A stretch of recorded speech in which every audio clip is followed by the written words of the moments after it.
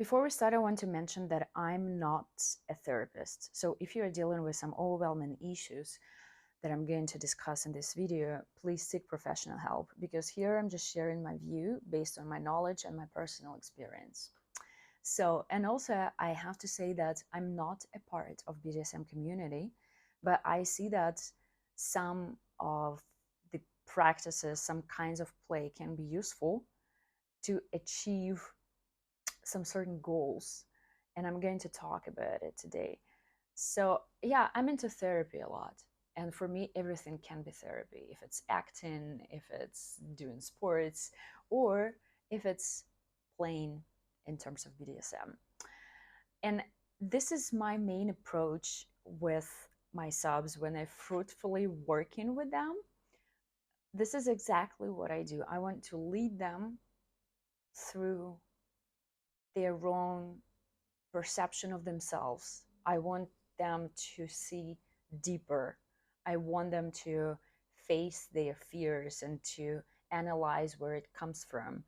I mean, I'm not really interested in doing like a play just for fun. Even if, yeah, it can take place, it happens sometimes. I enjoy that too.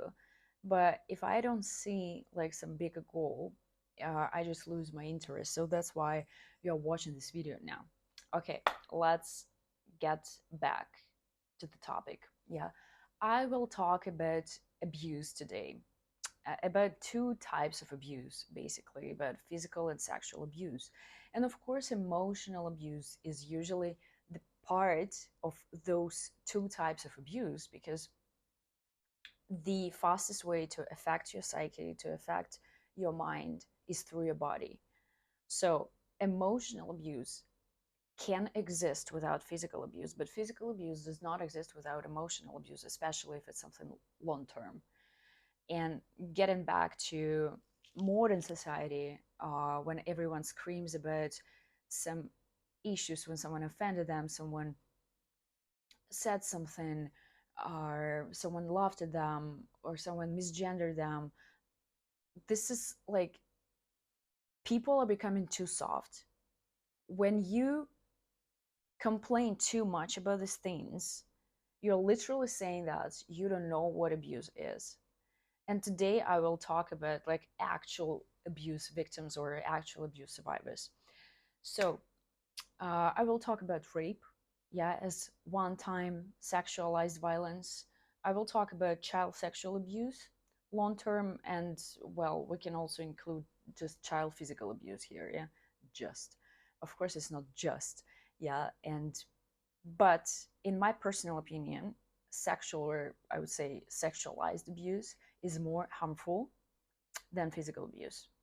I mean, just watching people kind of like gives me a hint. So let's mention rape first. Yeah, rape is a sudden traumatic event and it causes PTSD, post traumatic stress disorder. And the symptoms of PTSD, maybe you've heard about it, yeah, that you have your own triggers, that you have flashbacks, and there are like lots of other stuff. Long-term abuse, sexual or physical, it can be family abuse or it can be child abuse, it causes CPTSD or complex PTSD. And the symptoms of it are less obvious than with PTSD. So that's neuroticism, depression, anxiety, but also it can cause personality disorders. For example, people who were abused as children for a long period of time, they often develop BPD, borderline personality disorder. Okay, again, PTSD, that's one memory or a few memories like in a short period of time. CPTSD, it's a set of memories in a long term period of time. Sometimes even your psyche kind of like represses these memories and you don't remember anything, you just experience the symptoms.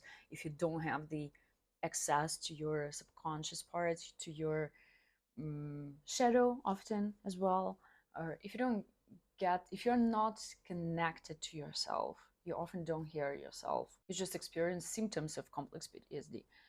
But okay, despite of the difference between PTSD and CPTSD, between these different types of abuse, I would say that there is a mechanism how to work with this, which can be similar. I mean, not always similar, yeah, but there is like one way that can be applied to both of them. Okay, some awful traumatic event, rape again, yeah? Let's talk about rape since we're talking about sexualized violence. There are 4 stages how a person copes with what happened. The first one is shock, denial. You don't believe what just happened. You don't understand anything. It can last up to a couple of days. So the second stage is the actual reaction when you start realizing what just happened. And then you start experiencing lots of acute and strong emotions: pain, fear, sorrow, disgust, and then anger. Anger, we'll talk about it a little bit later. So, yeah, like after reaction, like after some time, maybe it would take months, a person gets depressed. This is what we often see. They have a depression that eats you alive, you cannot do anything. And if you work through this, somehow you will accommodate, somehow you will integrate this experience into your life. I'm not saying that like you must see something good in your experience, but you have to stop victimizing yourself. This is like the last stage of this everything. You have to stop. You have to work. You have to work with your victim. Because if you stay in the victim position, that's not going to help. You will just get stuck in your depression. And anger is very important here because anger is the power, is your aggression that can drag you out from depression. To get out, to get up from your bed, like actually that's another tip, yeah, how you can, like if you are depressed, I mean, obviously, yeah, you seek help, you do like all this stuff, but before you have to get angry. I don't know, think about something, but like in order to like make this first step, make yourself angry. With all the stages, yeah, it's clear. CPTSD, maybe that's not, as I said, like as obvious as PTSD, but when you finally get the access to yourself, you should find this memories, get into them. Like, I mean, for some people, yeah, like they live their life, they always remember what happened to them, but sometimes they don't remember when they were raped multiple times as a child. They often think that it's okay, that nothing bad happened, because they were convinced that it's like this way. I was talking to a man whose stepfather was raping him, and he realized what actually was happening when he was 16 or 17. He didn't even remember a part of those things, not only because he was little, but because this is how your psyche tries to protect you. This is how we work with CPTSD. We find like one or two like the most horrible memories and we work with them, just like with this 4 stages. So getting back to BDSM, now let's see how BDSM can help here. So in BDSM, we have dominant and submissive figures, and you can be either of them in order to work through your traumas. So let's talk about dominant. Dominant, okay, in my example, that would be a dominant woman, yeah, a dom. Let's imagine that she was raped. How being a dom can help her? So often, victims of rape, they feel helpless, they feel incapable, they feel weak, numb, they they are like in a shell. They are not connected to the real world anymore. They don't want to go outside, they don't trust anyone. They feel helpless because their power was taken.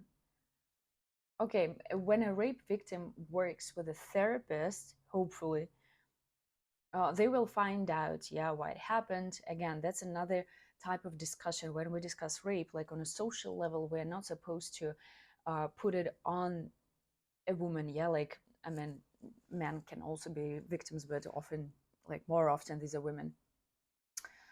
We cannot put it on the victim, but when a woman or a man, yeah, a victim of rape, works with a therapist, they have to work with this victim inside.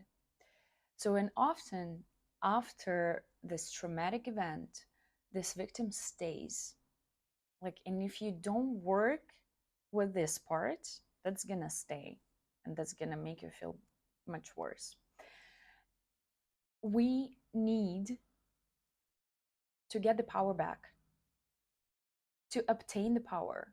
That's why rape victims are often suggested, like even prescribed, to go and fight, to learn martial arts, to learn self defense.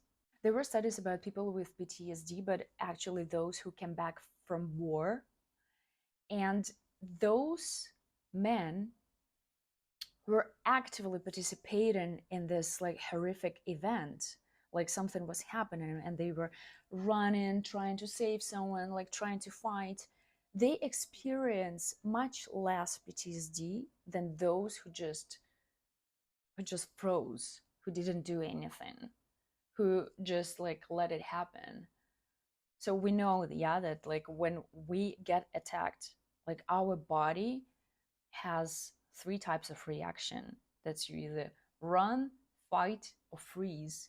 So when you freeze, you get more PTSD.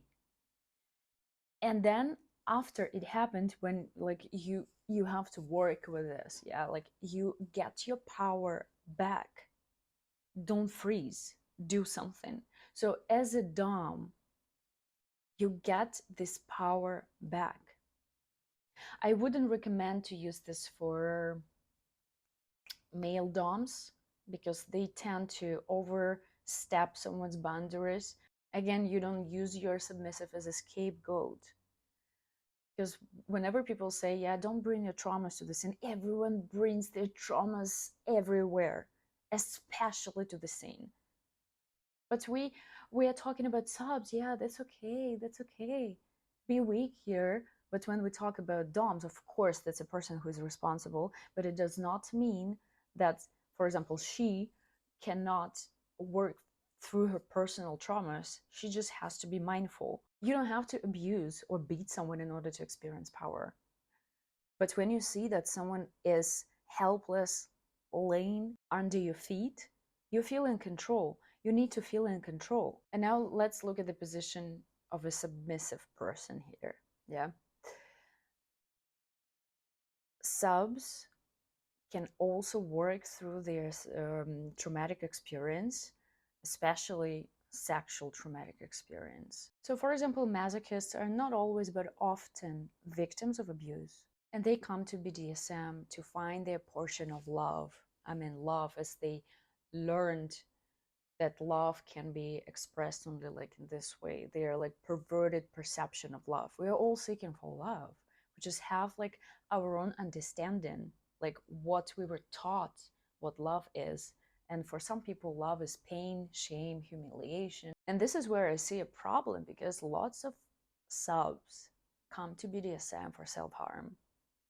Lots of them don't even understand what they do. They just follow their, as they think, needs. But those are not like real needs. I mean, these are the needs of trauma, and you have to see the difference. And that's why, and I'm talking about male subs, first of all. I can see that female, like just females in general, they are kind of like more mindful about this, more conscious about what they do. They're less self-destructive. It's easier to manipulate a man without even manipulating him. I mean, porn will do everything for you. You just have to exist and sit on the throne and use your whip. So again, mindful approach. As a submissive, you can live through this traumatic event. You can recreate your memories. Back then, when it happened, you didn't choose it, you lost control.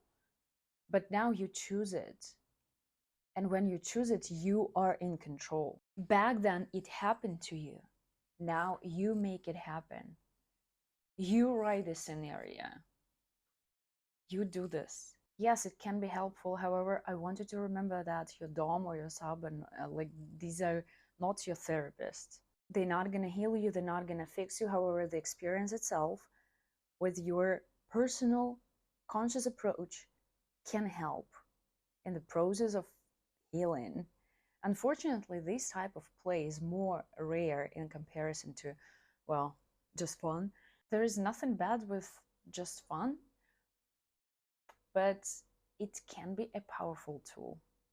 It can be channeled and directed into something extremely meaningful to you. But again, the result depends on you.